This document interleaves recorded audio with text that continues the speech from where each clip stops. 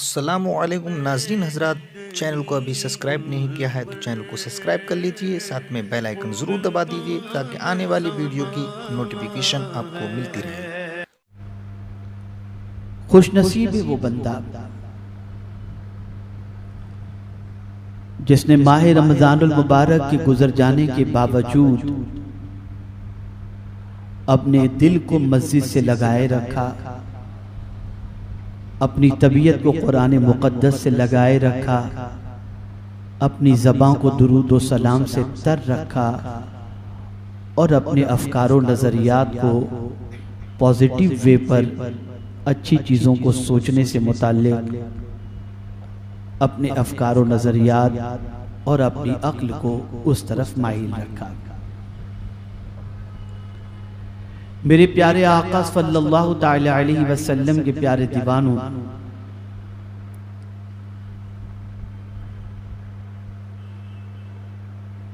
अगर कोई बंदा ऐसा है कि माह रमज़ान भले रुखसत हो चुका लेकिन उसका ज़ौक़ बंदगी कम नहीं हुआ, शौक़ तिलावत कुरान मुक़द्दस कम नहीं हुआ, याद इलाही और याद रसूल सल्लल्लाहु अलैहि वसल्लम में तड़पने का जज्बा कम नहीं हुआ, उसे अल्लाह का शुक्र अदा करना चाहिए कि अल्लाह ने उसके रोज़े कबूल फरमा लिए हैं और जिस तरबियत के लिए माह रमज़ान शरीफ आया था उस तरबियत से बंदा माला माल हो चुका। याद रखें मेरे प्यारे आका सल्लल्लाहु तआला अलैहि वसल्लम के प्यारे दीवानों, अल्लाह के जितने भी बरगुज़ीदा बंदे इस फर्शे गीती पर जलवागर हुए, उन अल्लाह के बरगुज़ीदा बंदों की सिचुएशन क्या थी? उनका आलम ये था, वक्त नमाज बारगाहे समदियत में सर झुकाना और दिल को आकाए करीम सल्लल्लाहु अलैहि वसल्लम की मोहब्बत से जिंदा रखना और आकाए करीम सल्लल्लाहु अलैहि वसल्लम की मोहब्बत में तड़पना, आकाए करीम सल्लल्लाहु अलैहि वसल्लम के नक्शे कदम पर चलकर हुजूर सल्लल्लाहु अलैहि वसल्लम के कुर्ब की दौलत से माला माल होना। इस वक्त उम्मत मुस्लिमा को कमजोर करने के लिए, बल्कि जब जब भी पूरी दुनिया में मुसलमानों को कमजोर करने की कोशिश की गई तो उनको नमाज से गया, रोजे से नहीं रोका गया, हज व ज़कात से नहीं रोका गया।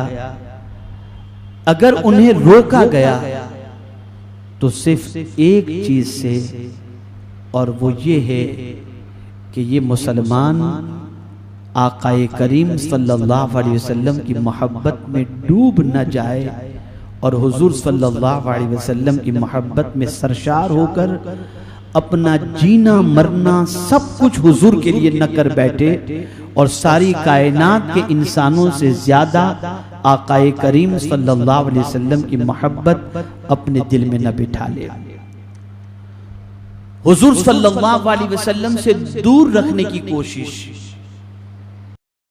ये कल भी की गई थी, आज भी की जा रही है और उम्मत मुस्लिमा जितनी हुजूर सल्लल्लाहु अलैहि वसल्लम के कदमों से दूर होती चली जाएगी, ये उम्मत उतनी कमजोर होती चली जाएगी और जितना सल्लल्लाहु अलैहि वसल्लम से करीब उनका कोई गुलाम होता चला जाए उतना ही वो गुलाम ताकतवर बनता चला जाएगा।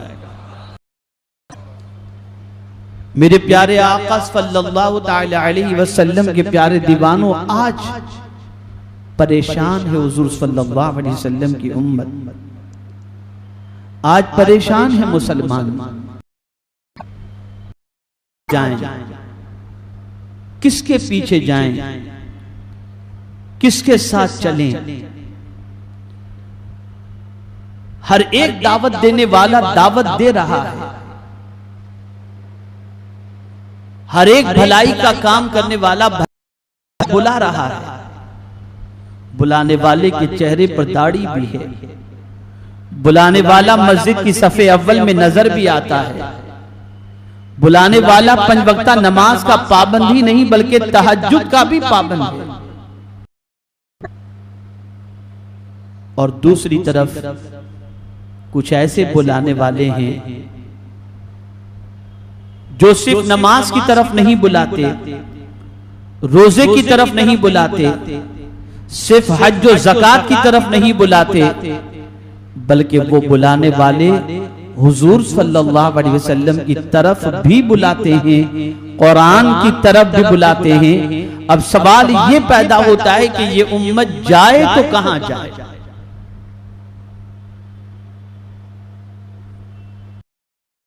आज जब गुलामाने रसूल उशाके रसूल अपने आप को हक पर कहते हैं तो बहुत सारे मुसलमान ये सवाल उठाते हैं कि क्या वो जमाअतें जो तौहीद के अलमबरदार होने का दावा करती हैं, नमाज रोजे और हज और ज़कात के अंदर चुस्त नजर आती हैं, क्या वो जमाअतें गलत हैं? तो आज मैं कुरान की रोशनी में आपको समझा दूं कि कौन सच्चा है और कौन झूठा। आप कुरान की रोशनी में उसे समझने की कोशिश करें ताकि हर नमाज पढ़ने वाले को, हर रोजा रखने वाले को, हर सजदा करने वाले को, हज और ज़कात देने वाले को, करने वाले को आप सही न समझें और न उनकी दावत पर लब्बैक कहते हुए उनके पीछे चलें। आपको परखना होगा, आपको देखना होगा कि आया कौन सही है और कौन गलत। ये बात अच्छी तरीके से जहन में रखें। इंसान को अगर अपनी अक्ल से परखोगे तो धोखा खा जाओगे, लेकिन कुरान और हदीस की रोशनी से तो कभी धोखा नहीं खाओगे। इसलिए कि कुरान ने हर एक के चेहरे को बेनकाब किया है, रसूल आजम सल्लल्लाहु अलैहि वसल्लम ने हर एक के चेहरे को बेनकाब किया है। अब आप देखें कुरान की जिस आयत की तिलावत का मैं किया उसमें अल्लाह अज़्ज़ व जल एक जमात के चेहरे को बेनकाब कर रहा है और परवरदिगार जल्ल उनकी कैफियत और उनकी हकीकत को इंसानों के सामने आश्कार कर रहा है। कुरान कहता है वइज़ा क़ील लहुम तआलौ इला मा अंज़लल्लाह व इला रसूल, और जब कहा जाए उनसे आओ, किस तरफ आओ? इला मा अंज़लल्लाह, अल्लाह की तरफ से जो नाजिल हुई किताब उसकी तरफ आओ, व इला रसूल, और रसूल की तरफ आओ। जब कहा जाए, दो चीजों की तरफ बुलाने की बात है, कुरान की तरफ और साहिब कुरान सल्लल्लाहु अलैहि वसल्लम की तरफ। जब बुलाओ, जब दावत दी जाए, जब किसी को आवाज दी जाए, बस यही बुलाने पर उस इंसान की परख हो जाएगी और उसमें कौन मोमिन है और कौन मुनाफिक ये वाज़ेह हो जाएगा। कुरान कहता है कि जब उनसे कहा जाए कि आओ कुरान की तरफ और साहिब कुरान सल्लल्लाहु अलैहि वसल्लम की तरफ, तो कुरान कहता है राइतल मुनाफिकीन यसुद्दूना अन्का सुदूदा, आप देखेंगे मुनाफिकीन को क्या करते हुए, क्या करते हुए, मुंह फेरते हुए। वो रसूल आज़म सल्लल्लाहु ताला अलैहि वसल्लम की तरफ आने से कतराएंगे, इसलिए कि कुरान ने यह नहीं कहा कि वो किताब की तरफ आने से कतराएंगे। कुरान ने कहा यसुद्दूना अन्का, मेरे महबूब सल्लल्लाहु अलैहि वसल्लम आपकी तरफ आने से वो और आप मुंह को फेर लेंगे, आपकी तरफ आने से वो अपने चेहरे को हटा देंगे, आपकी तरफ आने से वो अपने आप को रोक लेंगे। पता चला मुनाफिक मस्जिद में जाने से नहीं रुकता, मुनाफिक रुकता है तो मुस्तफा प्यारे की बारगाह में जाने से रुकता है। ये मुनाफिक की सबसे बड़ी अलामत। मेरे प्यारे आका सल्लल्लाहु ताला अलैहि वसल्लम के प्यारे दीवानों, आकाए करीम सल्लल्लाहु ताला अलैहि वसल्लम के दौरे पाक के अंदर मुनाफिकीन की पोजीशन क्या थी? वो मस्जिद में भी जाते, वो नमाजें भी पढ़ते, वो रोजे भी रखते, वो हज भी करते, लेकिन जब उनको हुजूर सल्लल्लाहु अलैहि वसल्लम की तरफ आने के लिए कहा जाता तो कतरा जाते थे और हुजूर सल्लल्लाहु अलैहि वसल्लम की तरफ आने से अपने आप को रोक लिया करते थे। आज पूरी दुनिया मुनाफिकीन के चेहरे को पहचान सकती है। आज बहुत सारे नमाजी, बहुत सारे रोजेदार, सारे तहज्जुद गुजार, बहुत सारे चिल्ले करने वाले आपको ऐसे मिलेंगे जो कहेंगे हज के लिए जाओ, मदीना जाना जरूरी नहीं है, ये कहते हुए आपको मिलेंगे और किताब में लिखते हुए भी आपको मिलेंगे। तो बस जब कभी किसी की किताब में ये पढ़ो कि मदीना जाना जरूरी नहीं है तो तुम्हें कोई और टेंशन लेने की जरूरत नहीं है। बस इतना समझ लेना, जो मदीने जाने से रोकता है वो मोमिन नहीं हो सकता, वो मुनाफिक है। उसका चेहरा कुरान ने बेनकाब कर दिया, कुरान ने बेनकाब कर दिया। और वाज़े ये हो गया, मोमिन वो है जो उनकी इज्जत पे मरे दिल से। मोमिन सरकार की बारगाह में जाने से रुके, आकाए करीम सल्लल्लाहु अलैहि वसल्लम के कदमों में जाने से रुके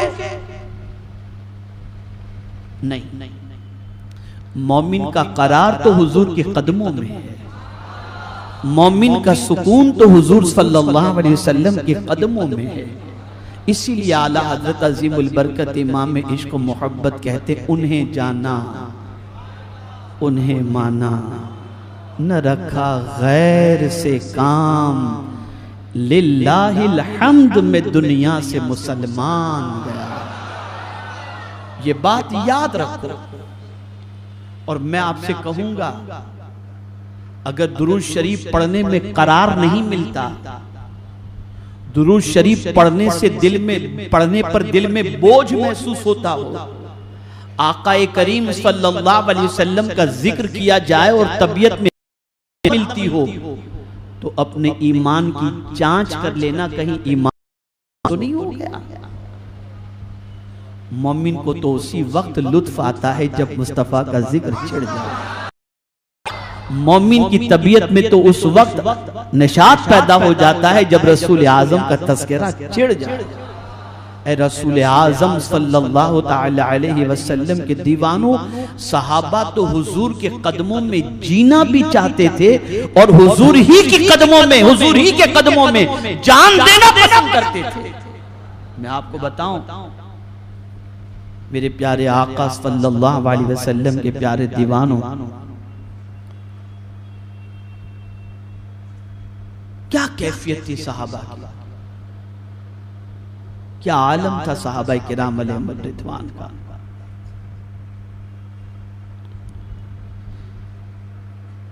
एक सहाबी जख्मों से निढाल है,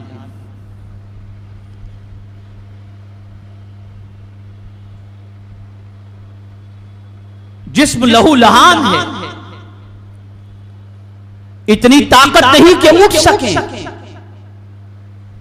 उम्मुल मुमिनीन हजरत आयशा सिद्दीक़ा रदियल्लाहु ताला अन्हा आकाए करीम सल्लल्लाहु अलैहि वसल्लम की खिदमत में हाजिर होती हैं, अर्ज करती हैं, या रसूलल्लाह सल्लल्लाहु ताला अलैहि वसल्लम, आपका एक आशिक, आपका एक गुलाम जख्मों से निढाल होकर मैदान में पड़ा हुआ है, आपकी ज़ियारत का मुश्ताक है, आपके दीदार की तमन्ना रखता है, लेकिन उसकी ताकत इतनी नहीं कि हुजूर सल्लल्लाहु अलैहि वसल्लम के कदमों तक पहुंच सके। सरकार ने जब ये सुना तो खुद अपने उस गुलाम की तरफ हुजूर तशरीफ ले गए। जब आकाए करीम सल्लल्लाहु अलैहि वसल्लम पहुंचे, दूर से आते हुए उस जख्मी सहाबी ने हुजूर को देखा तो जाहिर सी बात है सहाबा ताजीम जानते थे और हुजूर सल्लल्लाहु अलैहि वसल्लम की ताजीम उनकी जिंदगी का सबसे बड़ा अमल था। करीम सल्लल्लाहु अलैहि वसल्लम को आते हुए देखकर उठना चाहते थे, लेकिन जिस्म से खून इतना निकल चुका था कि उठने की ताकत न थी। पूरी तवानाई जमा करके उठना चाहते थे कि हुजूर उनके करीब पहुंच गए। सरकार मदीना सल्लल्लाहु अलैहि वसल्लम ने अपने उस गुलाम के सर को अपने हाथों में लिया, गोद में रखा, बालों पर अपने हाथ सरकार ने फेरे।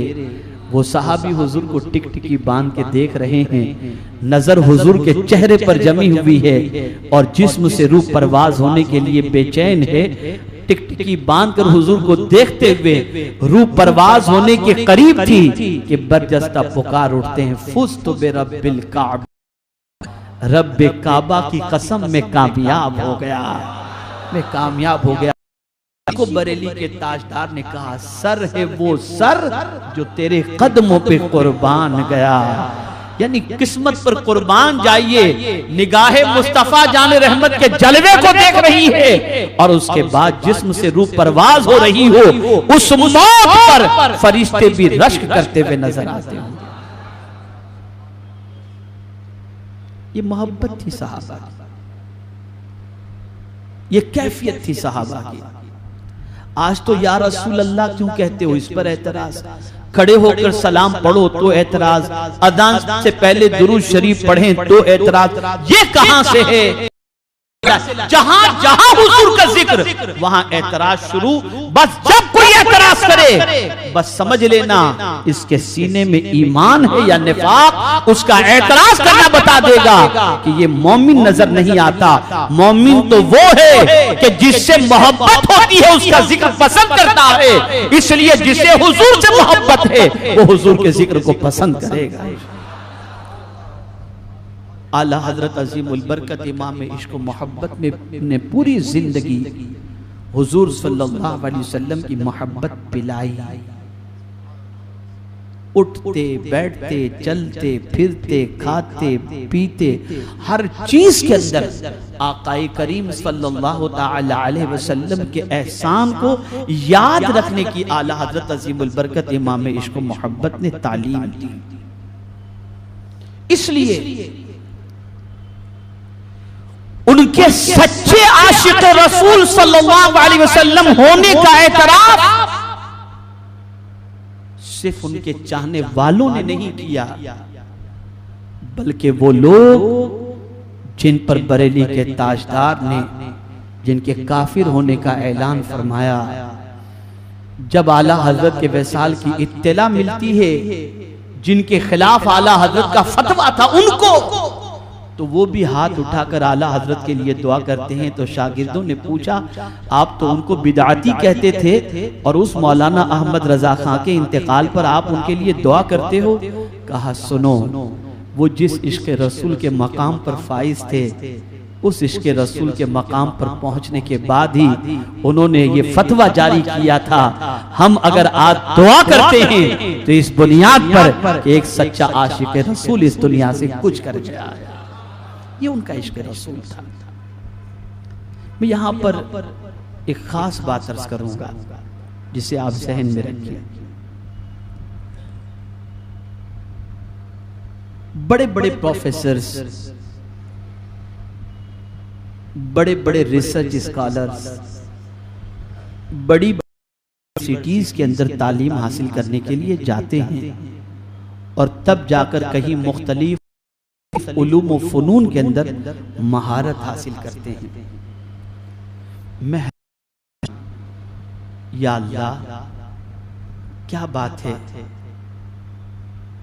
कि आला हजरत अजीमुल बरकत इमाम इश्क व मोहब्बत किसी बड़ी यूनिवर्सिटी में पढ़ने के लिए नहीं गए, लेकिन बावजूद इसके मसला कहीं का होता, कोई भी होता, अजीमुल बरकत उसका जवाब देते हुए नजर आते थे, बगैर किसी चुचरा कि ये इल्म आया कहां से। बहुत अहम नुक्ता अर्ज कर रहा हूं, ये बात जहन में रखो। ये इल्म आया कहां से, कहां से आया? तो याद रखें, आला हजरत अजीमुल बरकत इमाम इश्क व मोहब्बत दो चीजों में गुम थे। वो क्या चीज है? कुरान और साहिब कुरान सल्लल्लाहु अलैहि वसल्लम की मोहब्बत। मुनाफिक की अलामत क्या है? कि जब इन दो चीजों की तरफ, कुरान और साहिब कुरान की तरफ बुलाया जाए, तो गिरते पड़ते किसी हद तक कुरान की तरफ तो आ जाते हैं, साहिब कुरान की तरफ नहीं आते। और मोमिन वो है कुरान की तरफ भी आता है और साहिब कुरान की तरफ भी आता है। और जब ये दोनों की तरफ आ जाए तो उस पर हिकमत के दरवाजे खोल दिए जाते हैं और वो तनहा हजारों पर भारी हो जाता है। आला हजरत इन दोनों चीजों में गुम थे, कुरान और साहिब कुरान सल्लल्लाहु अलैहि वसल्लम, ये दोनों चीजों में गुम थे। मैं आपको बताऊं, आला हजरत अजीमुल बरकत इमाम इश्क व मोहब्बत से किसी ने कहा, किसी बहुत बड़े मुफ्ती का तज़किरा करते हुए, कि उनकी याददाश्त इतनी मजबूत थी कि जब उनके जिस्म से रूह परवाज होने का वक्त करीब आया और मौत के करीब होने के बावजूद भी उनसे जब कोई मसला दरियाफ्त किया गया तो उस वक्त भी वो किताब के हवाले भी दे देते और मसले का जवाब भी अता कर देते। आला हजरत अजीमुल बरकत इमाम इश्क व मोहब्बत ने जब ये सुना तो इरशाद फरमाते हैं, इंशाअल्लाह रब की नुसरत शामिल हाल रही, फकीर भी इंशाअल्लाह अज़ीम किसी भी मसले का सवाल कोई भी मसला पूछा जाए उसका जवाब हवाला जात के साथ इंशाअल्लाह रब की नुसरत शामिल रही तो मैं भी इसी तरीके से अता कर दूंगा इंशाअल्लाह। तो सदरुल शरीअह आले रहमा फरमाते हैं कि आला हजरत आले रहमा के विसाल के एक दिन पहले एक इस्तिफ्ता आया और मैंने बड़ी कोशिश की उसके जवाब के सिलसिले में, लेकिन जवाब मुझसे सही तौर पर बन नहीं पाया। मैं सोचा आला हजरत अलील हैं, उनके अलावा किसके पास जाऊं? फिर फरमाते दिल ने ख्याल किया चलो चले चलते हैं। तो कहते हैं कि आला हजरत अली रहमत व रिज़वान के पास में पहुंचा और मैंने आला हजरत अली रहमा से ये सवाल पूछा, आला हजरत के विसाल के एक दिन पहले। हजरत अजीमुल बरकत इमाम इश्क व मोहब्बत ने उस सवाल का जवाब भी दिया और सदरुल शरीअह आले रहमा फरमाते हैं कि मैंने आला हजरत से जवाब सुन करके ये पूछा कि ये किस किताब के, तो आला हजरत ने उसका हवाला भी मुझे पेश किया और आला हजरत ने फरमाया बच्ची अभी आई थी, मुझे उसका नाम याद नहीं आ रहा था। सोचिए आला हजरत सदरुल शरीअह से फरमाते हैं बच्ची एक आई थी, मुझे उसका नाम याद नहीं आ रहा था, लेकिन तुमने मसला पूछा, मसला भी मैंने बता दिया और मसले की बरकत से बच्ची का नाम भी मुझे याद आ गया। ये एक दिन पहले की बात है। ये क्यों था, क्या वजह थी? ये सब कुछ हुब्बे रसूल सल्लल्लाहु अलैहि वसल्लम का नतीजा था, ये मोहब्बत रसूल सल्लल्लाहु अलैहि वसल्लम का नतीजा था। मैं आज आपको ये पैगाम देना चाहता हूं, इसे ज़हन में बिठा लो। ये दिल जो है ना, इसे हर किसी को न दो, इस दिल में हुजूर की मोहब्बत को बिठाओ। मैंने मदीने में कहा था, मदीने में कहा था सबसे ज्यादा प्यार करना हो तो हुजूर से प्यार कर, इसलिए कि जिस किसी इंसान से प्यार करोगे तो जिससे प्यार करोगे उसकी कोई न कोई तवक्को तुमसे वाबस्ता होगी। लेकिन मुस्तफ़ा से तुम प्यार करो, मुस्तफ़ा हमसे कुछ नहीं चाहते, वो चाहते हैं तो बस यही चाहते हैं कि हम जन्नत में चले जाएं, हम जन्नत में चले जाएं, उनकी यही तमन्ना है। अब यहां में एक वाकया हजरत सईद इब्न रबी रदी अल्लाह ताला ग़ज़वे उहद के मौके पर हजरत ज़ैद ताला अन्हु फरमाते हैं कि जब जंग उहद खत्म हुई तो आकाए करीम सल्लल्लाहु ताला अलैहि वसल्लम ने इरशाद फरमाया कि साद इब्न रबी कहां है, जरा उनको कोई तलाश करे। हजरत ज़ैद रज़ी अल्लाह ताला अन्हु फरमाते हैं कि शुहदा की लाशें जो पड़ी थी, मैं उसमें तलाश करने के लिए गया तो मुझे हजरत साद इब्न रबी रज़ी अल्लाह ताला अन्हु कहीं नजर नहीं आए। जख्मों की जहां पर कतार लगी हुई थी वहां पहुंचा तो उसमें मुझे साद इब्न रबी रज़ी अल्लाह ताला अन्हु जख्मों से निढाल नजर आए।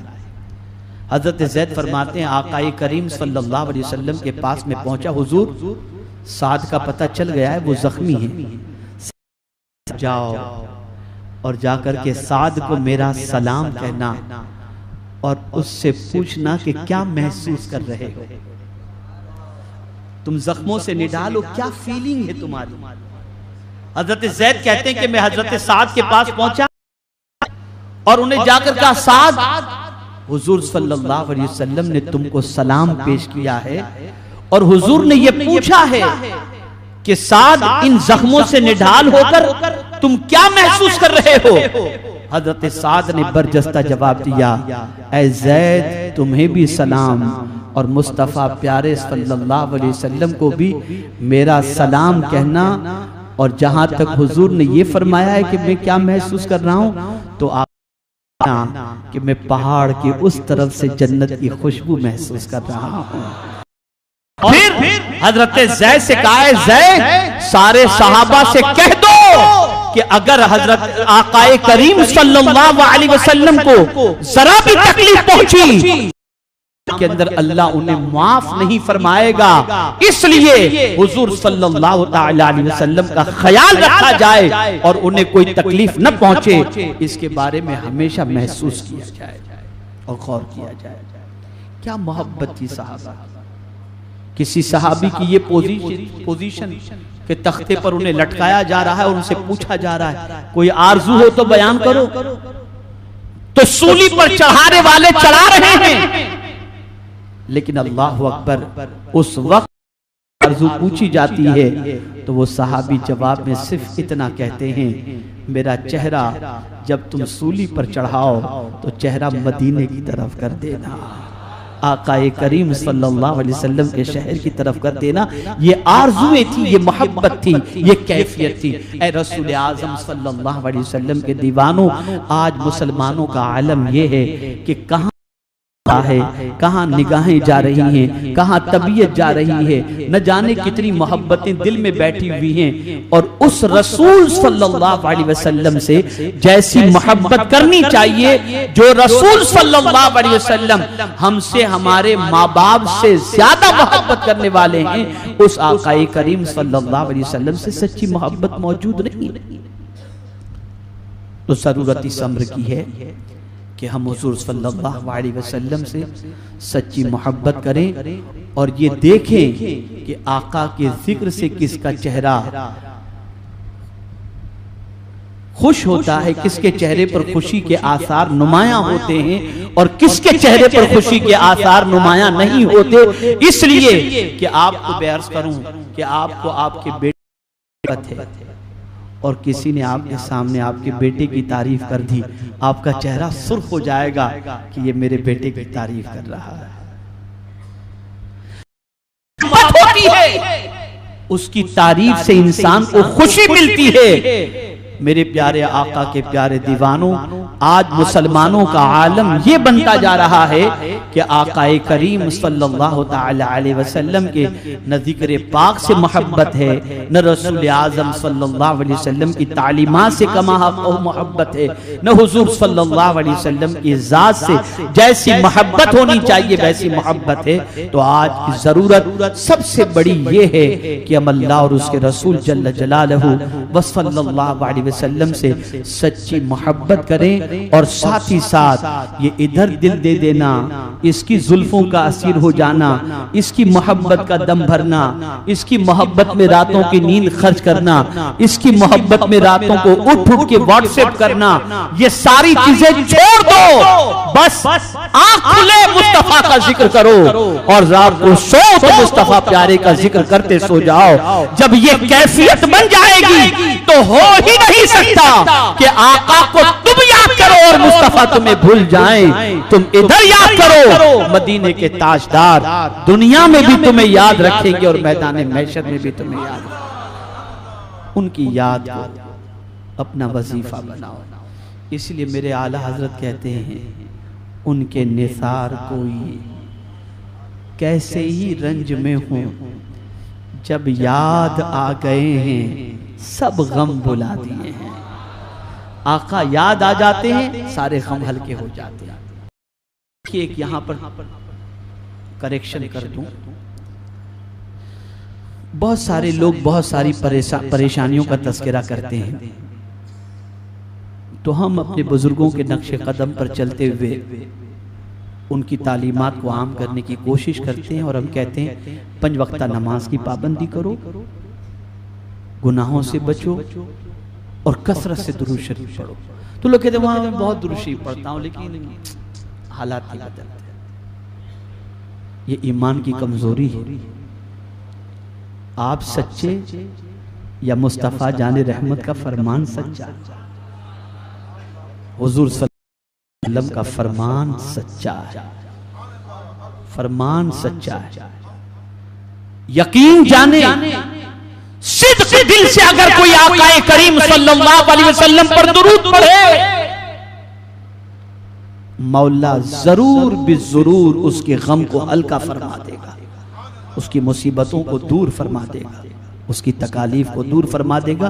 तारीख में इसके बेशुमार वाकयात मौजूद हैं, बेशुमार इसके हवाले से इरशादात।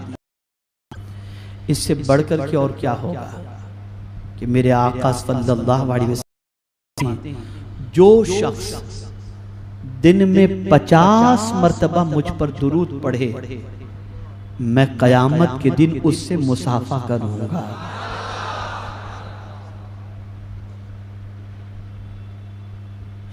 जरा सोचो आप। और इस व्हाट्सएप ने जो आजकल बला की शक्ल इख्तियार कर चुका है,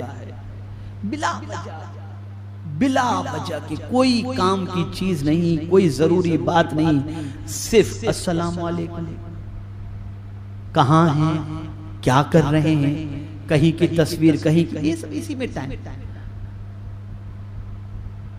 मुझे हैरत होती है कि मुसलमान इतना इसमें डूब चुका है, बल्कि पूरी दुनिया डूब चुकी है कि एक आदमी सामने बैठा होता है, वो बेचारा आधे घंटे से बैठकर इंतजार कर रहा है कि मैं इनसे मिलने आया हूं, कुछ बात करूं, नहीं मिलता, लेकिन व्हाट्सएप पर और फोन पर आदमी पूरा टाइम खत्म कर दूंगा। व्हाट्सएप के निकलने से पहले मुसलमानों से कहा जाता कि जरा आधा घंटा तिलावत कर लो, टाइम नहीं है, लेकिन व्हाट्सएप जब से आया तब से 8 घंटे टाइम मिल गए उसको। उठकर पहले व्हाट्सएप, क्या हो गया है, क्या हो गया है? कौन सी काम की बात आप पढ़ते हो? मेरे पास दिन में सैकड़ों मैसेजेस आते हैं व्हाट्सएप पर, कुछ भी नहीं। काम की बातें अगर मैं पूरे दिन में फिल्टर करूं तो मुश्किल से 2 या 3 काम की कोई चीज होगी, कोई काम की बात होगी, बाकी नहीं। क्या ये सच नहीं? और आपसे मैं पूछूं, क्या रोजाना 100 मरतबा दुरूद शरीफ पढ़ते हो? मैसेज पढ़ते हो, दुरूद शरीफ नहीं पढ़ते? आप में से कितने लोग हैं जो कुरान सही तौर पर पढ़ते? सीखने के लिए वक्त है ना।